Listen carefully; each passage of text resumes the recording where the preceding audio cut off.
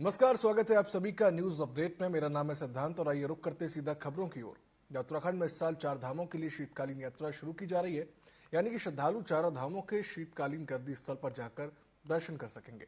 मुख्यमंत्री धामी उखीमठ से बाबा केदार के दर्शन कर शीतकालीन यात्रा की शुरुआत करेंगे। उत्तराखंड में 4 धाम यात्रा का समापन हो चुका है, लेकिन इस साल से राज्य सरकार शीतकालीन यात्रा की शुरुआत भी कर रही है, जिसके तहत यात्री चारों धामों के शीतकालीन प्रवास पर जाकर दर्शन कर सकेंगे, ताकि यात्रा ग्रीष्म काल के साथ साथ पूरे साल भर संचालित हो सके। शीतकालीन यात्रा को बढ़ावा देने के लिए खुद सीएम धामी ने चारों धामों के शीतकालीन प्रवास की योजना भी बनाई है। चूंकि हम चाहते हैं कि 12 महीने हमारे राज्य के अंदर पर्यटक आए, हमारे तीर्थयात्री आए और हर प्रकार से हमारे यहाँ का जो प्राकृतिक सौंदर्य है, उसका, मौसम का, यहाँ के पर्यावरण का उनको भी लाभ मिले।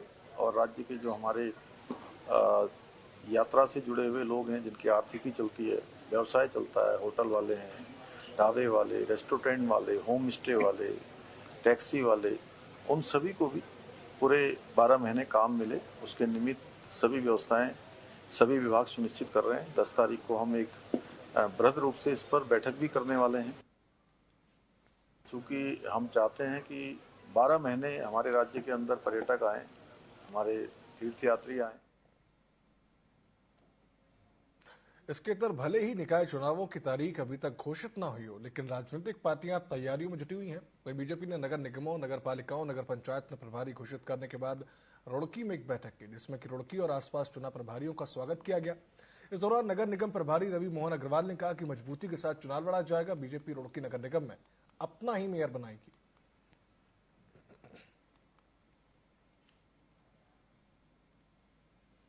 चुनौती नहीं है, पार्टी की रणनीति है कि पार्टी अच्छी रणनीति बनाएगी, अपने कार्यकर्ताओं के बल पर चुनाव जीतेंगे। जो पहले नहीं हुआ अब होगा, हम इतिहास बदलेंगे। देखिए, वो हमेशा एक अनार 100 बीमार सब जगह होते हैं, लेकिन कोई ना तो बीमार होगा ना अनार होगा।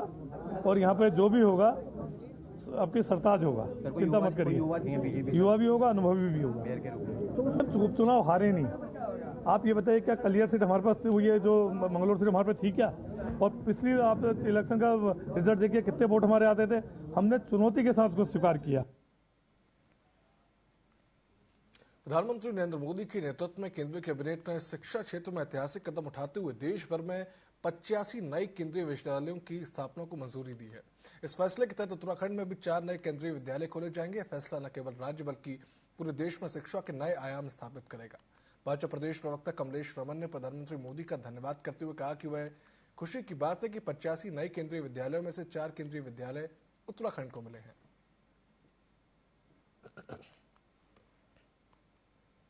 देखिए, बहुत ही ऐतिहासिक निर्णय है। देश में जिस तरीके से 85 केंद्रीय विद्यालय देने का कैबिनेट ने फैसला किया केंद्रीय, तो मुझे लगता है कि उत्तराखंड को भी 4 केंद्रीय विद्यालय मिले हैं। ये हमारे लिए बहुत ही गर्व की बात है और बहुत ही खुशी होती है कि हमारे यहाँ एक बार फिर 4 विद्यालय मिलेंगे, तो हमारे बच्चों का भविष्य संवरेगा। और शिक्षा के क्षेत्र में भी हम आगे बढ़ रहे हैं। जिस प्रकार से शिक्षा और स्वास्थ्य को लेकर के देश के प्रधानमंत्री जी आगे चल रहे हैं, मुझे लगता है कि उत्तराखंड में भी वही स्थान हम दोबारा प्राप्त करेंगे। और इस प्रकार से केंद्रीय विद्यालय हमें जो मिल रहे हैं, उसके लिए हम धन्यवाद करते हैं अपने देश के प्रधानमंत्री जी का। उत्तराखंड ने मत्स्य पालन के क्षेत्र में बड़ी उपलब्धि हासिल की है। राज्य को इस बार बेस्ट स्टेट अवार्ड से सम्मानित किया गया। और इस उपलब्धि पर कैबिनेट मंत्री सौरभ बहुगुणा ने कहा कि सरकार की योजनाओं और मुख्यमंत्री के समर्थन ने इसे संभव बनाया है। कैबिनेट मंत्री सौरभ बहुगुणा ने कहा कि पिछले 3 सालों में मत्स्य पालन को लेकर कई योजनाएं लागू की गई, जिससे कि मत्स्य पालकों को रोजगार और उनकी आय में बढ़ोतरी हुई है। मंत्री ने बताया कि सरकार का लक्ष्य है कि 2025 तक राज्य में ट्राउट की प्रोडक्शन और ब्रांडिंग को 3 गुना बढ़ाया जाए, ताकि 2027 तक निर्धारित लक्ष्यों को पूरा किया जा सके।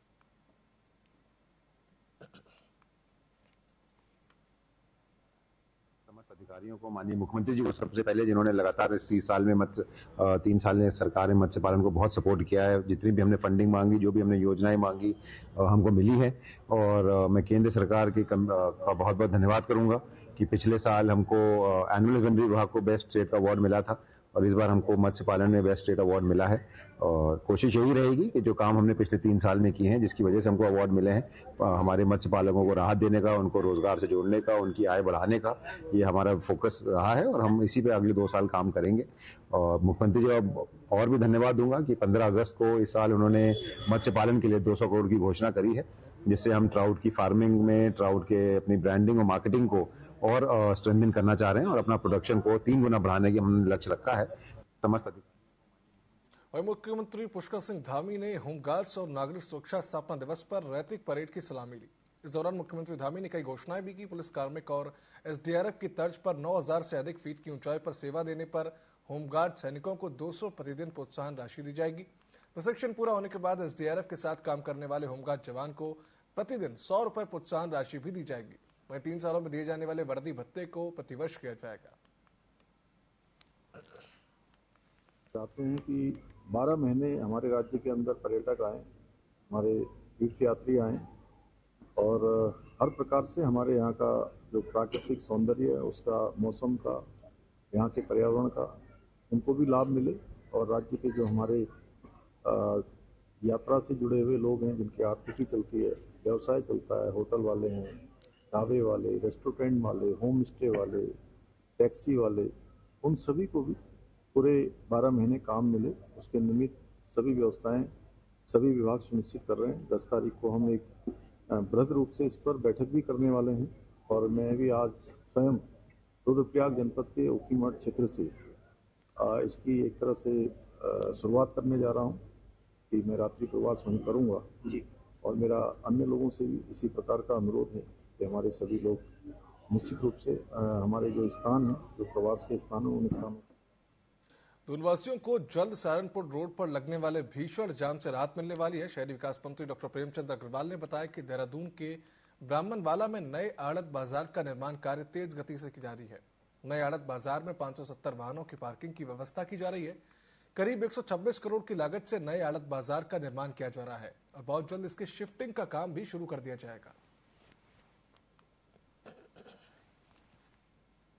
देखिए, आप जानते हैं कि जो हमारा सहारनपुर रोड पे बहुत पहले से वहाँ आड़त बाजार स्थित है और आड़त बाजार होने के नाते, क्योंकि आप जानते हैं कि व्यापारियों के ट्रक आना और फिर लोड होना, अनलोड होना, और वो एक ऐसा रास्ता है कि जिसमें सहारनपुर या अन्य क्षेत्रों से आने वाले लोगों के लिए वो स्थान एक बोटल नेक की तरह था।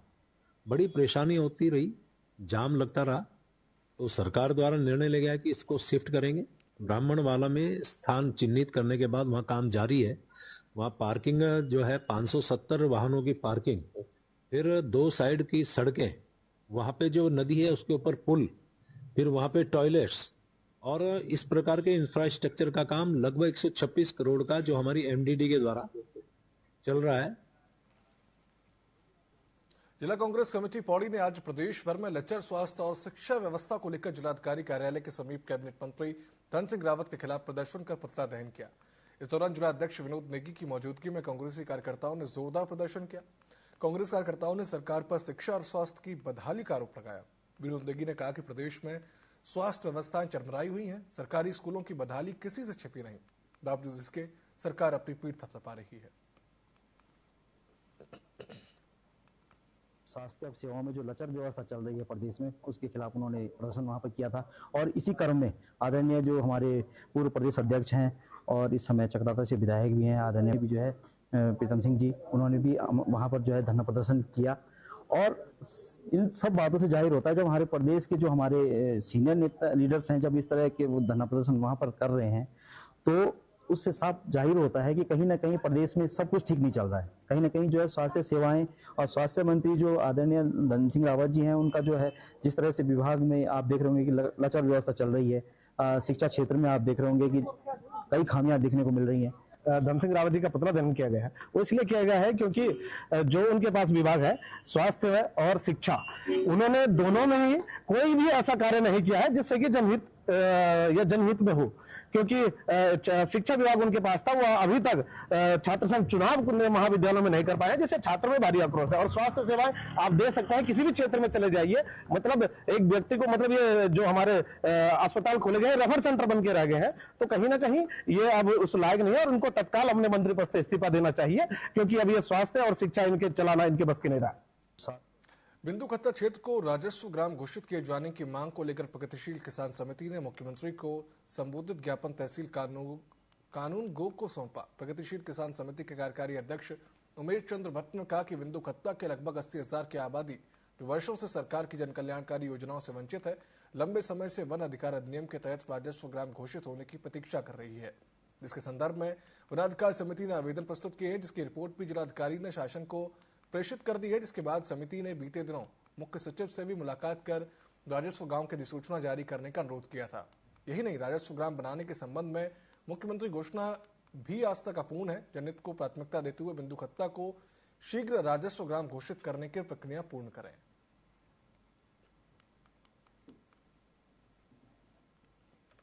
राजस्व ग्राम बनाया जाए। देखो, बिंदु खत्ता राजस्व ग्राम का जहाँ तक सवाल है, बिंदु खत्ता राजस्व ग्राम के लिए जो हमारी वन ग्राम समिति के द्वारा जो कार्य किए जा रहे हैं, निश्चित रूप से जो है बिंदु खत्ता के राजस्व की प्रक्रिया की दिशा में एक अच्छा कदम है। और हमारा भी सरकार से स्पष्ट रूप से कहना है कि बिंदु जैसे हल्लूचौर राजस्व ग्राम है और हमारा शांतिपुरी राजस्व ग्राम है, ठीक उसी तरह का राजस्व ग्राम हमको बिंदु खत्ता को भी चाहिए, लेकिन थोड़ा भिन्न वाला नहीं चाहिए, जिसमें जो है आम आदमी को उसकी जो है मतलब ये नहीं लगे कि भाई हमारा राज्य कुछ भिन्न हुआ है। और हम धन्यवाद देते हैं हमारे जो हमारे भट्टी हैं और जो अन्य हमारे पदाधिकारी हैं कि जिस तरह से ये दिन रात एक करके बिंदु खत्ता के भविष्य को देखते हुए राजस्व ग्राम की प्रक्रिया में अपने लगे हुए हैं और शासन स्तर पर ये प्रक्रिया जा चुकी है। तो हमारा भी सरकार से निवेदन है कि यथाशीघ्र जो है लोगों की भावना के अनुरूप बिंदु खत्ता को राजस्व ग्राम घोषित कर दिया जाए। जिस तरह से जो है हल्लूचौड़ है, शांतिपुरी है, उससे उसी तरह का राजस्व ग्राम हम आपको मिल जाएगा। वन अधिकार समिति के का सदस्य हूँ मैं, और हमारे साथी लोग प्रकाश धामी जी, आदित्य चंचल जी, कोरंगा जी, प्रकाश प्रगंडी जी। तो हम लोग बिंदु खत्ता को राजस्व ग्राम बनाने की अधिसूचना जारी करने हेतु मुख्यमंत्री महोदय को पुनः एक प्रत्यावेदन आज हमने दिया है तहसीलदार महोदय के माध्यम से। पूर्व में 21 अक्टूबर को हमने मुख्य सचिव मैडम राधा रतोड़ी जी को एक ज्ञापन दिया था। उस पर उन्होंने माननीय सचिव राजस्व को आदेश कर दिया था कि इसकी अधिसूचना जारी करने की कार्रवाई करें। तो उसी के प्रत्यावेदन में दिया है कि इसको शीघ्र से शीघ्र इस अधिसूचना जारी करने की मांग को लेकर के हमने आज ये ज्ञापन पुनः उनके ध्यानाकर्षण हेतु दिया है। लोहाघाट के थानाडूंगा क्षेत्र में रहने वाला 28 वर्षीय युवक दीपक सिंह बोरा अपने हिप्पर मार्केट गैराज से अचानक लापता हो गया। परिजनों ने लोहाघाट थाने में गुमशुदगी दर्ज कराई। घटना के 13 दिन बीत जाने के बाद भी पुलिस युवक का कुछ भी पता नहीं लगा पाई है।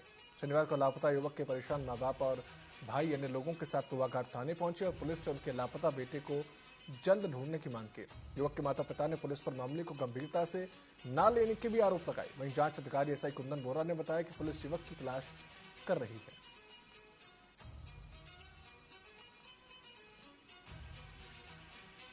हम तो कह रहे हैं ढूंढो करके, इन्हें तो एक कैमरा भी चेक नहीं किया। चंपावत का भी, चंपावत में है, आगे चलथी में है, टनकपुर में है, कहीं न कहीं तो पता चलता ही।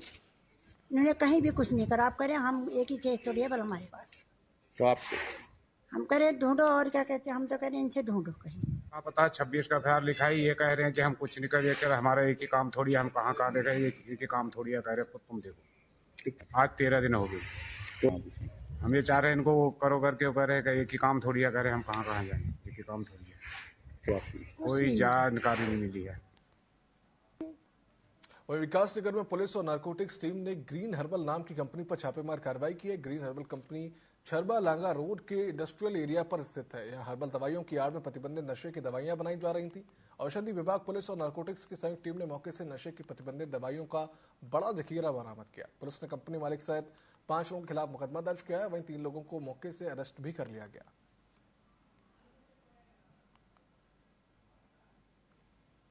ANTF देहरादून व सहसपुर थाने की टीम द्वारा एक हर्बल फैक्ट्री जो कि लांगा रोड पे ग्रीन हर्बल के नाम से थी, तो उसमें छापा मारा गया, जिसमें यह पाया गया कि उनके द्वारा कुछ प्रतिबंधित दवाइयाँ जो कि नशीले पदार्थों से संबंधित थी, करीबन 1921 कैप्सूल्स और टैबलेट, जिनमें ब्यूप्रोनोफिन, टर्माडोल आदि दवाइयाँ थी।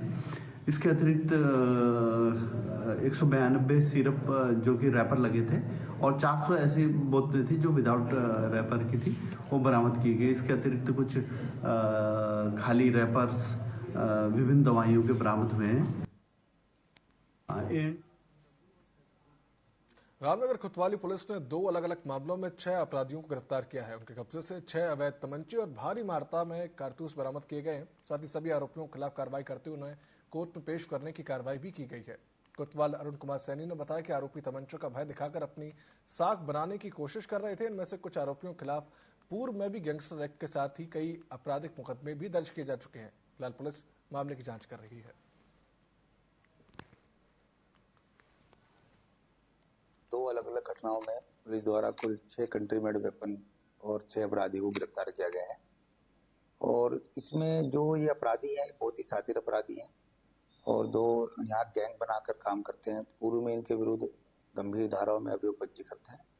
एक वारदात में कुल 4 अभियुक्त है, जिनमें मंकू उनका मतलब गैंग लीडर है, जिसने के साथ 3 अन्य साथी के साथ हमने गिरफ्तार किया गया है, जिनके विरुद्ध गैंगस्टर एक्ट में पूर्व में कार्रवाई की जा चुकी है। 3-7 के मुकदमे दर्ज हैं और इनके सोशल मीडिया पर आए दिन फायर करते हुए लोगों को धमकाने के पूर्व में भी इस तरह की वारदात आई है, जिनमें हमारे द्वारा अभियोग पंजीकृत किए गए थे। आज इनको एक मुखबिर की सूचना पर हमारे द्वारा गिरफ्तार किया गया है। एक अन्य घटना में 2 लोग हमने और गिरफ्तार किए हैं, जिनसे भी हमारे द्वारा अवैध तमंचे बरामद किए गए हैं। 2 अलग अलग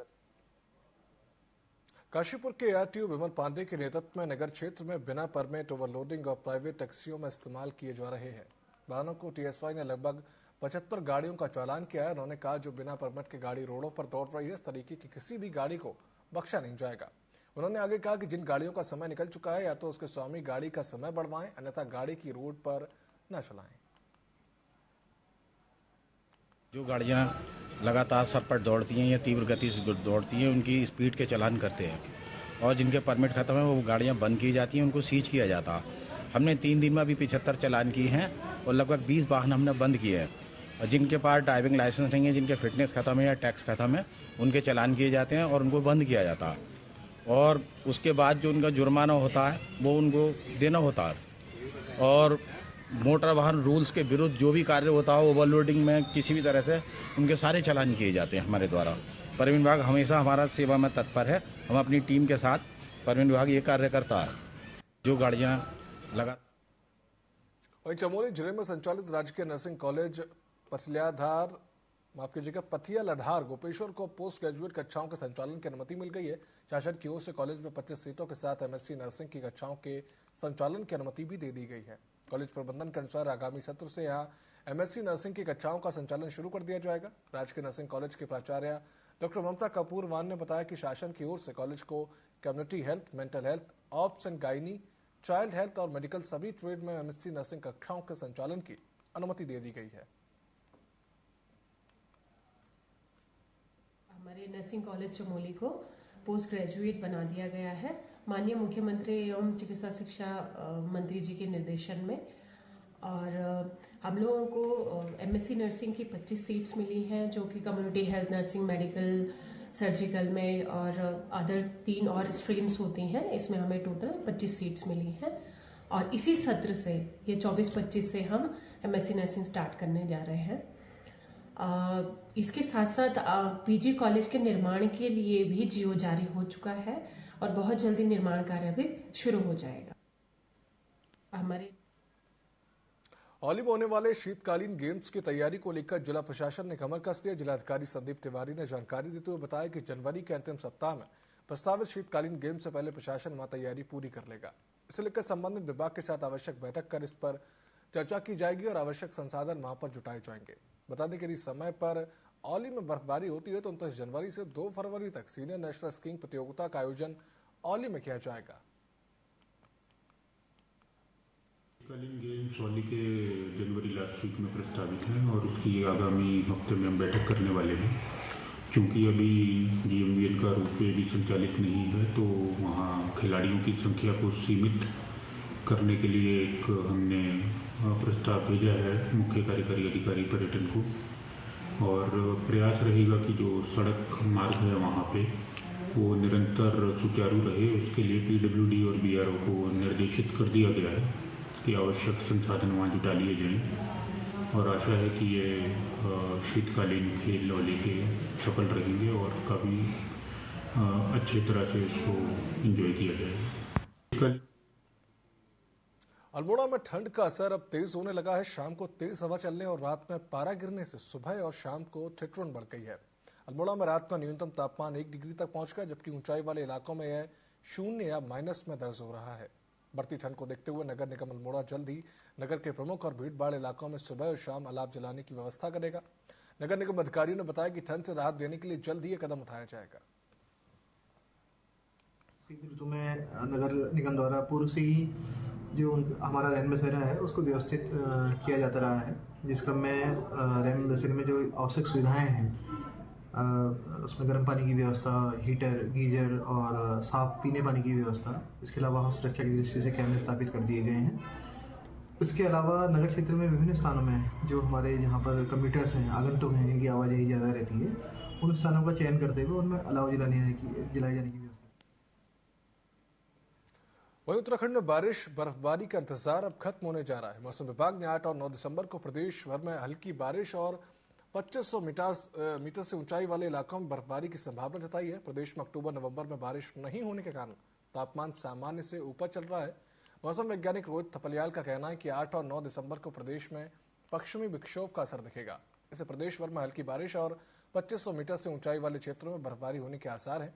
इसके बाद अगले 3 से 4 दिनों में तापमान में 2-4 डिग्री की कमी आने से ठंड बढ़ जाएगी। 8 और 9 तारीख को उत्तराखंड को एक पश्चिमी विक्षोभ प्रभावित कर सकता है, जिसके चलते 8 और 9 तारीख को उत्तराखंड में कुछ स्थानों पर बहुत हल्की से हल्की वर्षा और बर्फबारी मिल सकती है। इसमें कहीं कहीं जो है हल्की से मध्यम वर्षा और बर्फबारी मिलने की भी संभावना है। तो इसमें देखेंगे जो 2500 मीटर या उससे अधिक ऊंचाई वाले स्थान है वहाँ पर बर्फबारी मिलने की भी संभावना है, जबकि जो 8 तारीख को खास करके ये एक्टिविटी जो है दोपहर बाद शुरू होने की संभावना है उत्तराखंड में और 9 तारीख तक चलेगी।